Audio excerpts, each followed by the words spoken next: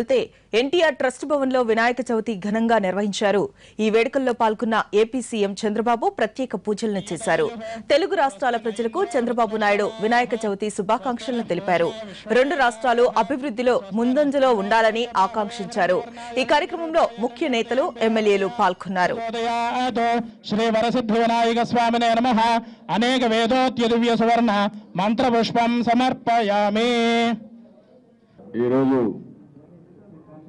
వినాయక చతుర్థి సందర్భంగా దేశంలో ఉండే భారతీయులందరికీ, మన రాష్ట్రంలో ఉండే రెండు రాష్ట్రాల్లో ఉండే తెలుగు వారందరికీ పేరు పేరున ప్రతి ఒక్కరికి కూడా శుభాకాంక్షలు.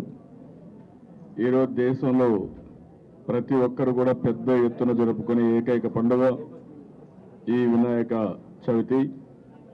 ఈరోజు చాలా నిష్ఠగా మనం ఎలాంటి మంచి కార్యక్రమాలు చేయాలన్నా ఎలాంటి విఘాతాలు లేకుండా నిర్విఘ్నంగా సాగాలనే ఉద్దేశంతో ఈ పండుగ చేసుకుంటాం. భక్తి భావంతో వినాయకుడికి పూజలు చేసి అక్కడి నుంచి మనం ఏ పని అనుకున్నా అది జయప్రదం అవుతుంది. అది మనందరి యొక్క నమ్మకం.